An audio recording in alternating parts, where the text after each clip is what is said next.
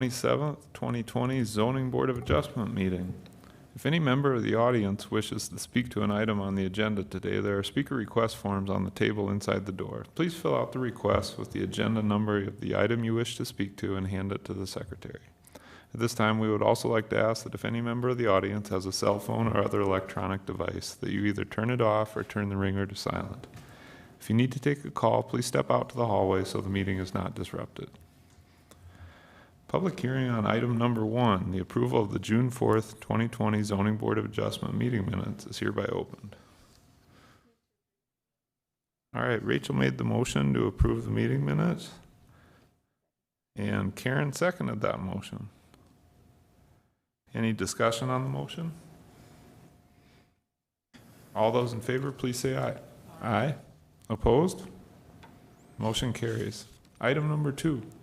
Item number 2 is 20 VA 005, a variance request to reduce the front yard setback from 25 feet to 5.2 feet, the side yard setback from 25 feet to 13.9 feet, and the rear yard setback from 25 feet to 22.3 feet for an existing building,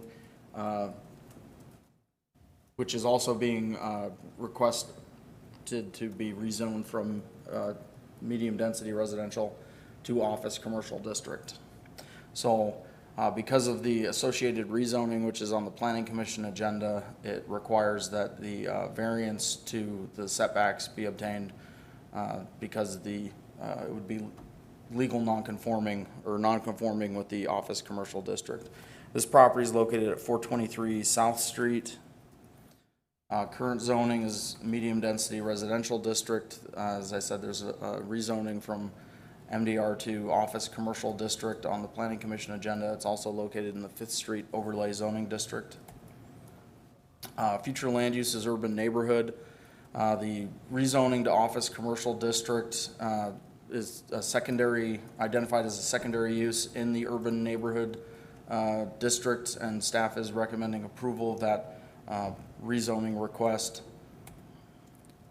5th Street is identified as a principal arterial street, and so with the urban neighborhood district, the fact that this is located along a principal arterial street with heavier traffic, but those are the reasons why staff is looking at rezoning this to office commercial district or supporting that rezoning request.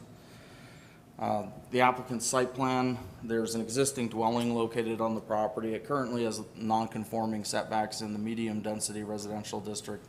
They're not proposing to expand it. They're proposing to convert the building to offices and then constructing parking along the west side of the property, which would be facing 5th Street, and then there wouldn't be any development on this south triangular piece. Applicant's photos of the existing structure located on the property. And then there you can see the sign posted for the rezoning request. This is looking at the side lot where the parking would go, right along 5th Street.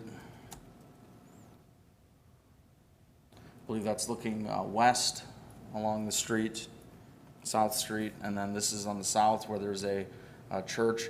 And also as you start heading, looking north at the church, and as you start heading north, you start getting closer to our downtown. So this is kind of expanding the commercial uses along 5th Street, heading south.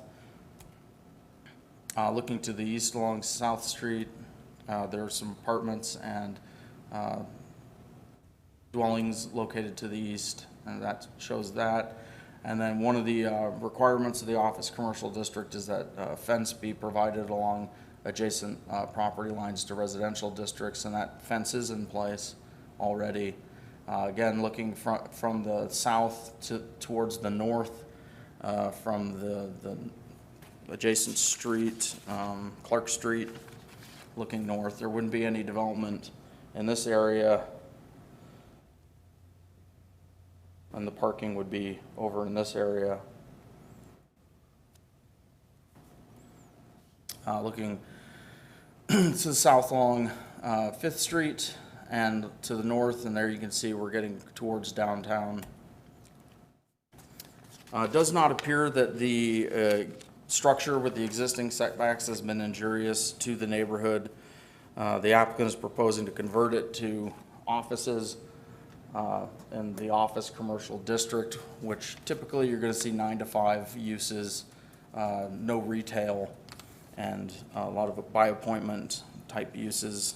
No expansion of the structure is proposed, and it appears that if the Zoning Board of Adjustment is in agreement that the variance request is the minimum adjustment needed for the reasonable use of the land in the office commercial district. So if there are any questions for staff or the applicant, their agent is in the audience. Thanks, Fletcher. Any questions on this item from the commission? I guess the board. We're the board right now. I don't see any. I'd look for a motion then. I'll make that motion. Okay. Approve. Karen made the motion to approve the variance request. Were you basing that on the criteria that it is not injurious to the neighborhood and is the minimum adjustment needed for use of the property? You're right. Okay. Rachel, does that work with your second? Yep. Okay. Any discussion on the motion on the floor? All those in favor, please say aye. Aye. Opposed? Motion carries. I think that concludes our list for the Zoning Board of Adjustment. If there's a motion to adjourn Zoning Board of Adjustment. All right, Rachel made the motion to adjourn. And Mike Collier seconded that motion. All those in favor, please say aye. Aye. We're adjourned. We will now commence the Rapid City Planning Commission meeting for August 27th, 2020. Again, if any member of the audience wishes to speak to an item on the Planning Commission agenda, there are speaker request forms on the table along the left wall. Please fill out the request with the agenda number of the item you wish to speak to and hand it to the staff seated on the left of the dais. And again, if you still have your cell phone or other electronic device on, please turn it off or turn it to silent. Items 1 through 12 have been placed on the consent calendar today and may be approved as a group. Action will be taken on all consent items in accordance with staff's recommendation by a single vote. Any item may be removed from the consent calendar by any planning commissioner, staff member, or audience member for separate consideration at this time. The findings of this planning commission are recommendations to the city council. The city council will make the final decision with the exception of the following item. Item 8, UR 018. The Rapid City Planning Commission's action on this item is final unless any party appeals that decision to the Rapid City Council. All appeals must be submitted in writing to the Department of Community Development by close of business on the 7th full calendar day following action by the Planning Commission. Are there any items 1 through 12 that staff would like removed? No, thank you. All right. Any items 1 through 12 that any planning commissioner would like removed?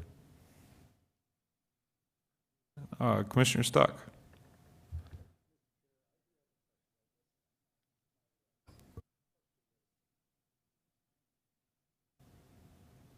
Is who puts the items on the consent calendar, and what's the criteria for doing so? Vicki? So I would say that I probably have the final say on what goes on consent and non-consent. If we're bringing forward a recommendation that has stipulations that require your consideration, we're going to put it on non-consent. As an example, when we say, if the Planning Commission determines anything with on sale or an LED reader board sign, the Planning Commission has directed us to put those on non-consent. If we get phone calls and we know that there's going to be issues in a neighborhood, we will put it on non-consent. Or if we show up this morning and it's on consent, we'll pull it, knowing that we want to make a presentation to it. If we're recommending to deny an item, we put it on non-consent. When we feel that the items meet all of the criteria for consideration set forth by the ordinance, and we're bringing forward standard recommendations of approval, sometimes with stipulations, those go on consent.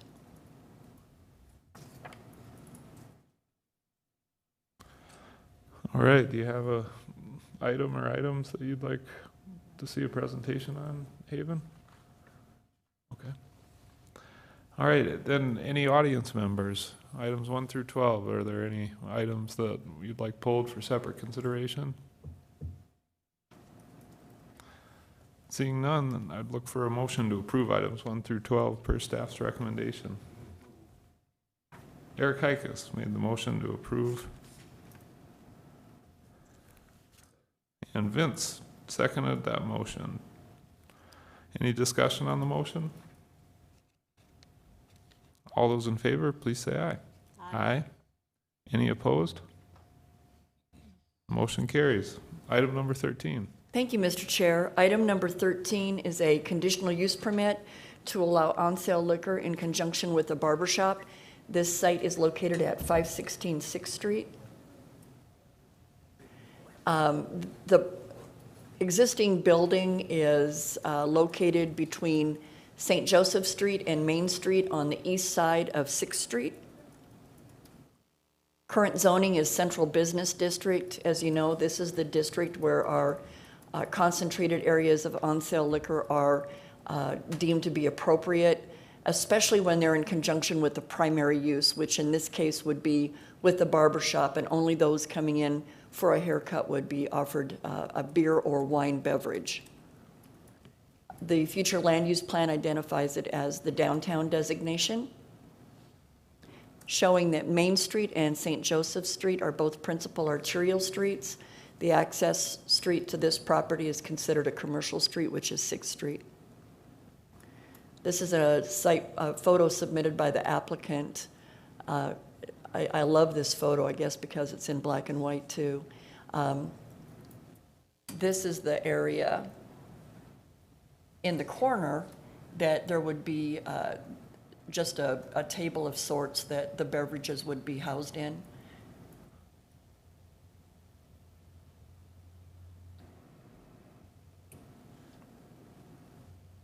And again, this is the area, a very small area that he set aside.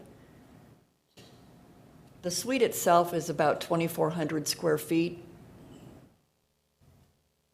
This is looking at the barber shop. It shows the red sign in the window. There's an alley directly to the north of the building. Looking south on 6th Street, looking north on 6th Street. This is the Elks Theater, which is just on the opposite side of the alley. And then across the street is the Alex Johnson Hotel. So again, noting that this is very limited use, only to those patrons that are using the barber shop. It's beer and wine only, and this is in the Central Business District where the concentration of these types of uses, especially in conjunction with the primary use, is deemed appropriate. So staff is recommending that this item be approved per the applicant's operational plan. Thanks, Vicki. Any questions for staff on this item? Eric Heikus? Thank you, Mr. Chair. So first a question, then a statement. I'll tell a story actually second, but the first question is, would they like card their patrons and make sure they're the correct age of consent for drinking alcoholic beverages? That's a great question. Absolutely. Okay. The second is, I don't know if anyone remembers Yogi's Barber Shop, which used to be 2 down on the other side of Elks. She used to have a microphone, and she would sing songs and to a pre-delivered kind of music machine, and she'd always pour me a beer or a glass of wine when she'd cut my hair. She was a barber too, so this reminds me of her. I don't know that she legally had a license to give alcoholic beverages to me, but it was sure enjoyable, so I don't have any, other than making sure that people are the right age. I don't see any reason why they can't have a beer while they get their hair cut, so. If given the opportunity, I'll share your story with this applicant. Perhaps he'll choose to sing as well. Okay, all right. She had a pretty good voice, I'll warn it, so, thank you. Haven? You indicated that the beer and wine would be available for the patrons of the barber shop. How would that be regulated, and what's to prevent this from becoming another downtown bar. So, per his operational plan, the only one he can serve is someone coming in that is either waiting or having their hair cut. He can't offer it to someone just walking in off the street as a bar. And that goes to the operational plan. That's why the stipulation of approval is to approve this per his operational plan. If we became aware that that wasn't the case, then we would have code enforcement pursue it.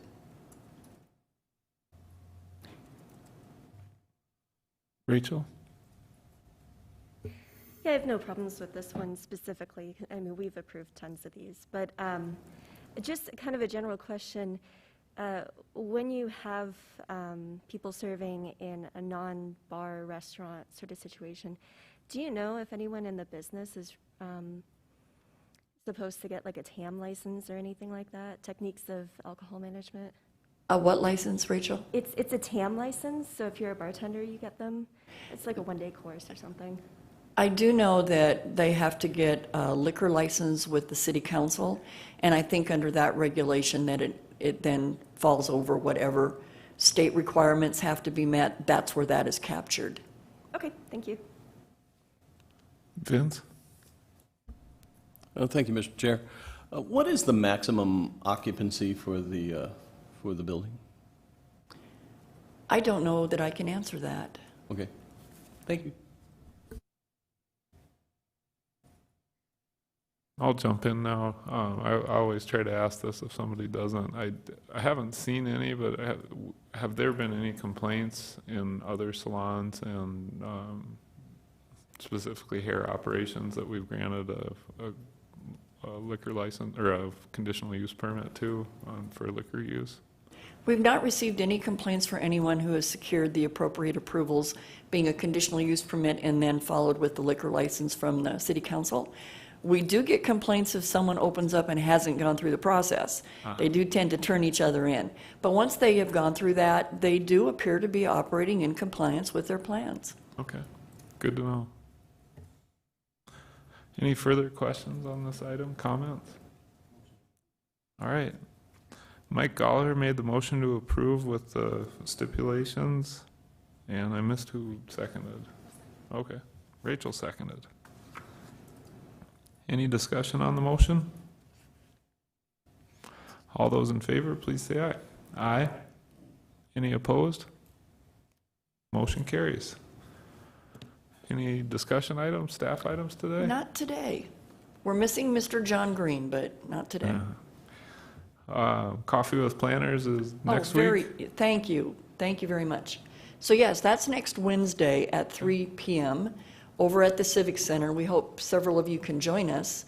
We do have 3 great roundtable discussions. We're actually going to form just circles, and we'll be in the LaCroix room, so we'll have lots of room to do it. Craig's going to be making a presentation on the updates of the new arena, and I think he's going to trump us on his circle because he's asked if he could bring in a projector and do visuals and whatnot. I have a whiteboard to write on, so.